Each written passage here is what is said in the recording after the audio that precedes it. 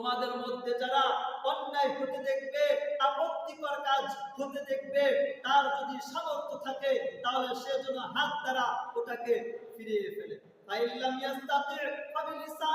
যদি হাত দ্বারা ফেরানোর ক্ষমতা না থাকে তাহলে অবশ্যই সে যেন জবান দ্বারা মৌখিক বিবৃতির মাধ্যমে ওটাকে প্রতিহত করার চেষ্টা করে।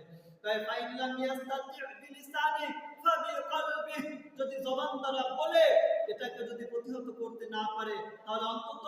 অন্তরে ঘৃণা করবে। আর এটাকে কিভাবে দমন করা যায়, এই বামপন্থী শক্তিকে কিভাবে দমন করা যায়, এই খোদাদ্রোহীদেরকে কিভাবে দমন করা যায়, দেশদ্রোহীদেরকে কিভাবে দমন করা যায়, দ্বীন ইসলামকে মিটিয়ে দিতে চায় এমন ব্যক্তিদেরকে কিভাবে দমন করা যায়, এক কথায় গোটা দাজ্জালি কুফরি শক্তিকে কিভাবে নেস্তেনাবুদ করা যায়, এটাকে কিভাবে মিটিয়ে দেওয়া যায়, এই পরিকল্পনা তারা করতে